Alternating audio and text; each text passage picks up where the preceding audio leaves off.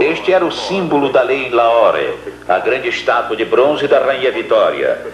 Em 1947, enquanto os mortos jaziam na estação, alguém parece ter pressentido a realidade do país. Uma mão desconhecida, indiana ou paquistanesa, colocou uma coroa negra aos pés da estátua.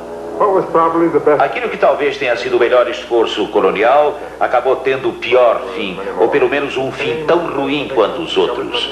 O mesmo ressentimento contra um governo à distância, por um povo também distante. A mesma vontade enfraquecida de ficar. A partida desordenada.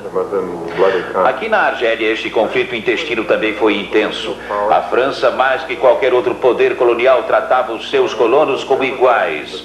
Os habitantes das colônias francesas jamais questionaram a profundidade e o encanto da cultura francesa. Isso não salvou o colonialismo francês. Os franceses se estabeleceram na Argélia.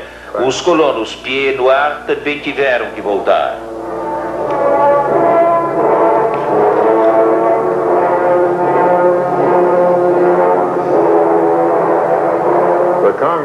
O Congo terminou igualmente numa confusão, apesar dos belgas terem previsto um fim iminente de uma forma mais clara que os outros.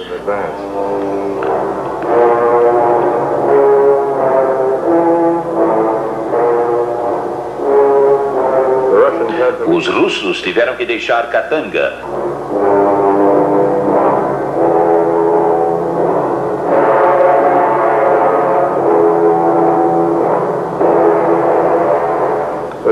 Os chineses tiveram que sair de Gana.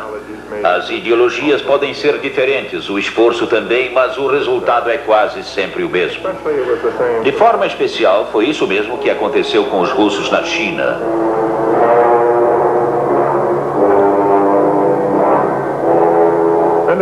Os portugueses tiveram que deixar Angola, uma rápida deterioração da vontade de permanecer.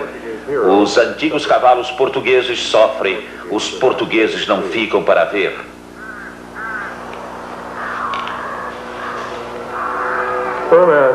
Para os americanos houve o Vietnã. O final não devia ter sido uma surpresa.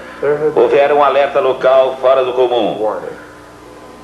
Nenhum americano em 1000 e menos ingleses ainda sabe que Rudyard Kipling viveu no final do século passado aqui em Vermont.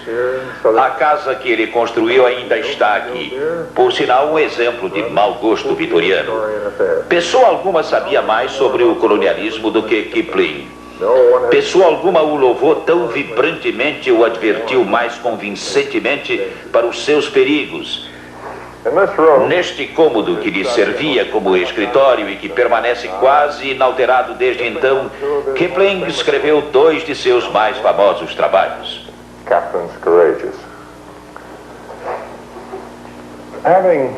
Tendo vivido na América, Kipling se sentia livre para dar conselhos por ocasião do início de nossas aventuras colonialistas.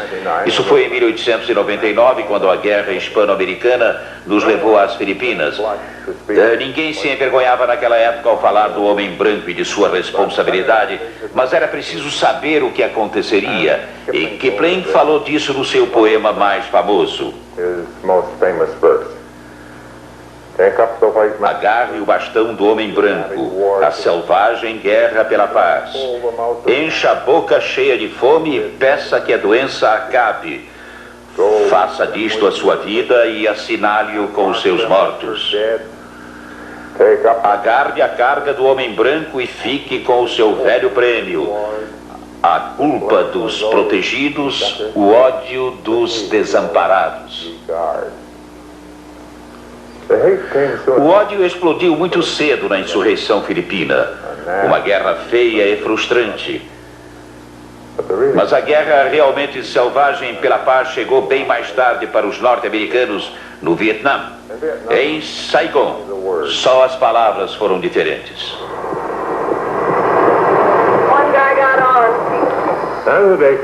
Como aconteceu em Acre, eles vieram com dinheiro. Desta vez era para comprar lugar nos aviões e helicópteros. Aparelhos mais rápidos do que os antigos galeões, tornando a viagem mais breve.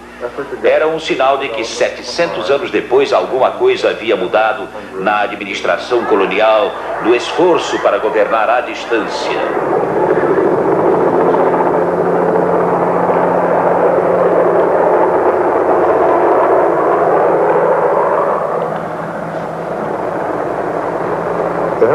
Os helicópteros pousavam nos porta-aviões e, como não havia mais espaço, eles caíam fora do tombadilho. Uma queda quase igual à da ilusão de uma missão compulsiva. Como antes, o desejo de ficar em Acre, na América Espanhola, na Índia, na Argélia e na China. Tudo já havia acontecido uma vez antes, só que desta vez podia ser observado pela televisão.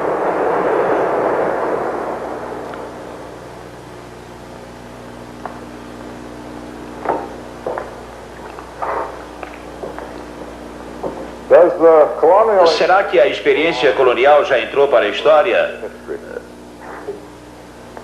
Bem, eu pessoalmente acho que sim. Os Estados Unidos já queimaram seus dedos e, portanto, devem saber muito bem do que falamos. Da mesma forma, a outra superpotência, a União Soviética.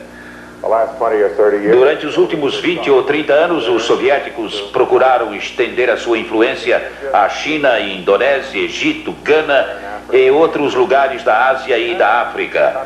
Ao contemplar os seus resultados, o Kremlin não deve se sentir satisfeito.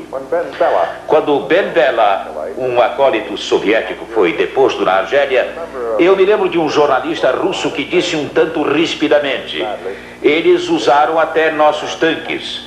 Bem, pelo menos eles não usaram nossos conselheiros. Os soviéticos também já sentiram o ódio dos desamparados. Espero que exista hoje um volume das obras de Kipling no Kremlin. Mas se o colonialismo já morreu, suas cicatrizes permanecerão por muito tempo. Os antigos poderes coloniais são hoje ricas nações industriais. E as antigas colônias, as suas antigas colônias, são os países pobres do mundo.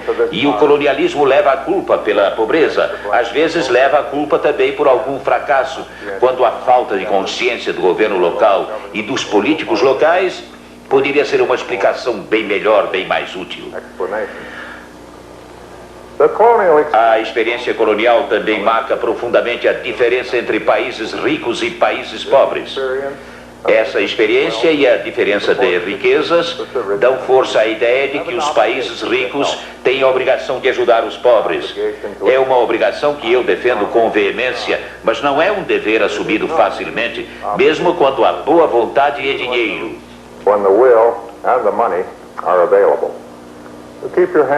Se você quiser ficar a salvo, nunca dê conselhos, espere ser consultado e você será tido como indiferente.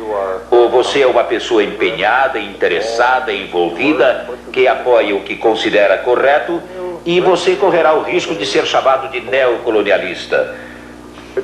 É uma linha divisória muito tênue. E sobre isso eu posso dar o meu testemunho pessoal pela experiência que tive como embaixador de John Kennedy na Índia. Por instinto eu deveria me envolver-me seriamente. E por causa disso, o falecido primeiro-ministro Krishna Menon, em suas memórias, qualificou-me de pessoa que queria tornar-se vice-rei. Uma ambição extremamente perigosa para a qual eu já havia sido advertido ao ler Kipling.